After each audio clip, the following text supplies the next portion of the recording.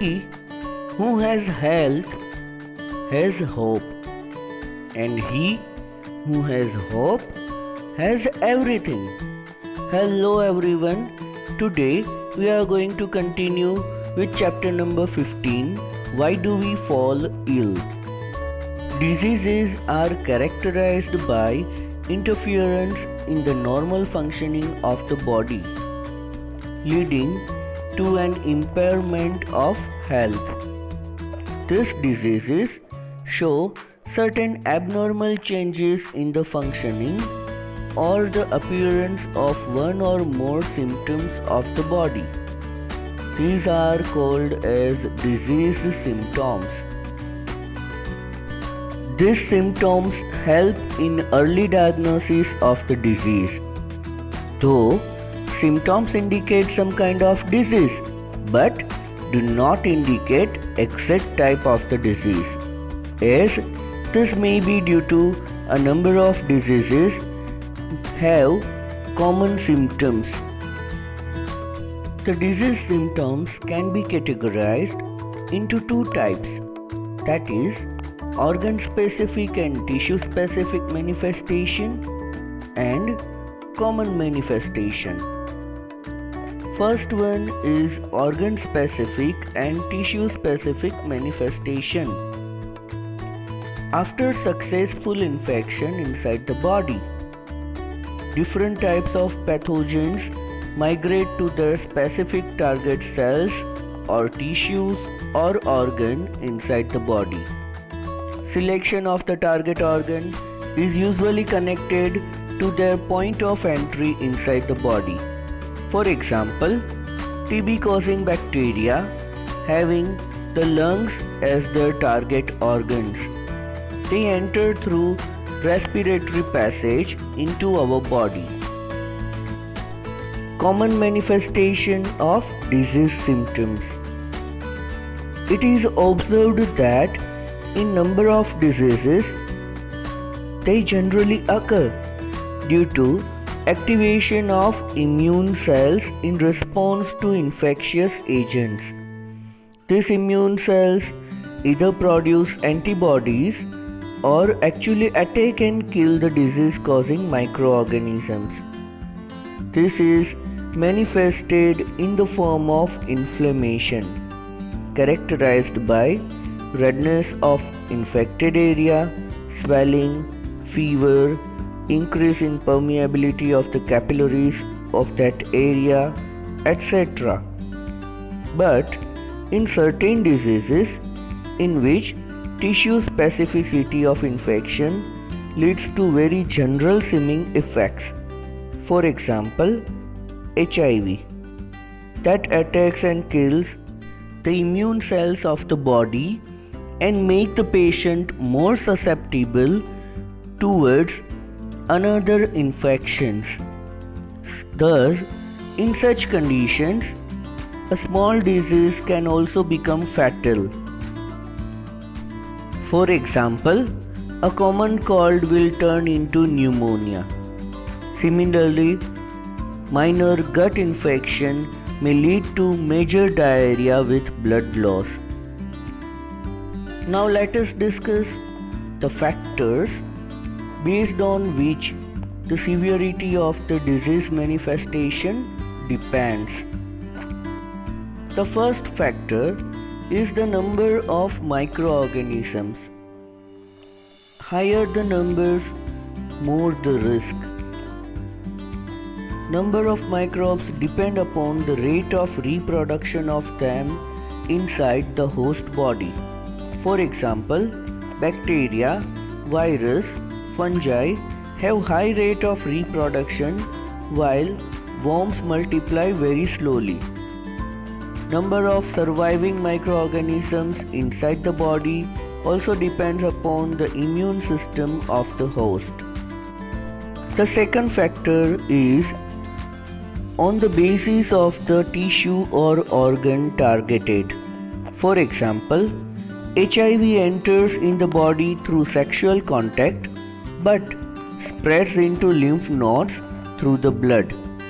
Similarly, virus causing Japanese Encephalitis or brain fever enters into person's body through saliva of the vector mosquito in the blood, but attacks the brain. The third and last factor that affects the disease manifestation is functioning of immune system. If a person's immune system is stronger, then there would be lesser chances of the infection or vice versa. Now let us discuss based on which principles treatment or therapy is given to a patient who is suffering from any particular disease. There are mainly two ways of treatment of infectious diseases. First one is symptoms directed treatment. This treatment is directed to reduce the effects of diseases. For example, in order to reduce pain, analgesics are given, or to reduce the temperature, antipyretics are given, or to reduce the inflammatory reactions, antihistamines are given. So, such medicines are given based on the symptoms a patient possesses.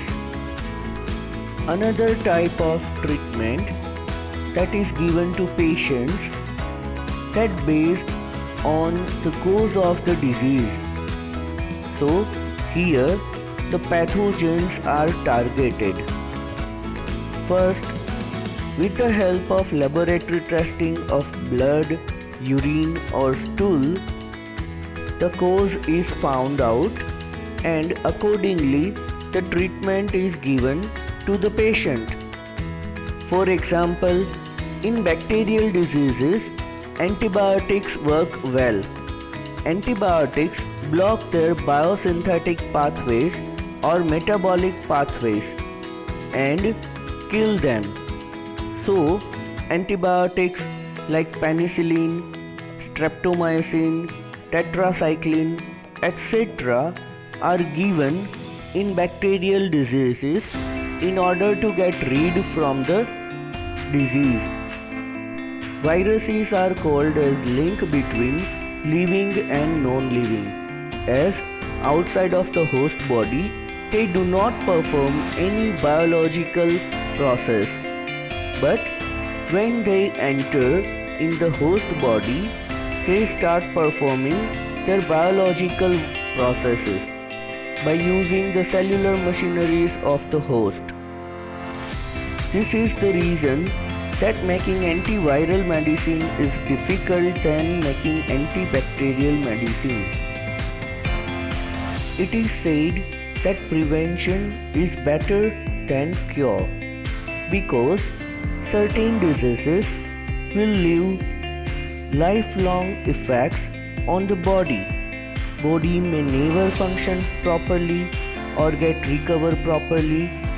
Patient will be bedridden for a longer period of time depending upon the severity of the disease, or infected person may act as a source of spread of disease and will transfer the disease to healthy people.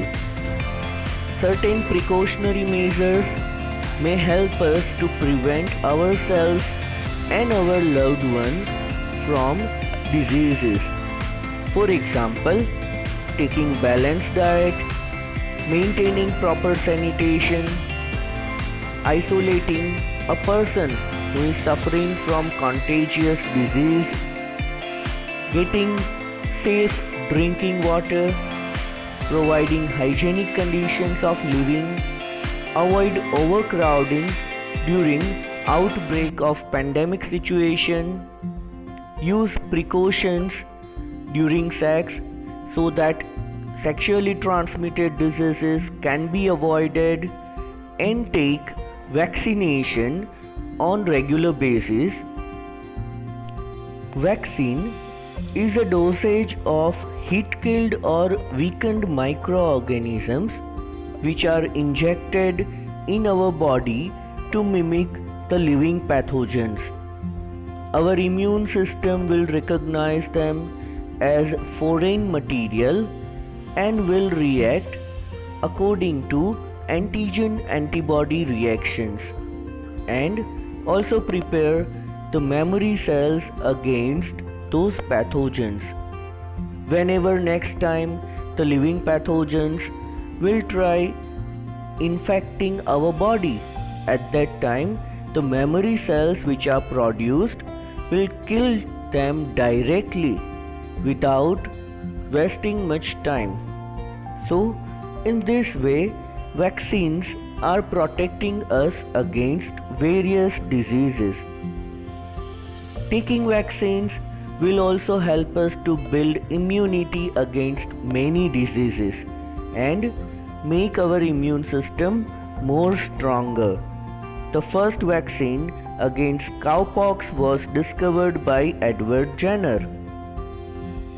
Now we are done with this chapter. Read the chapter thoroughly from the textbook, solve the textual exercise in your fair notebook, and take care.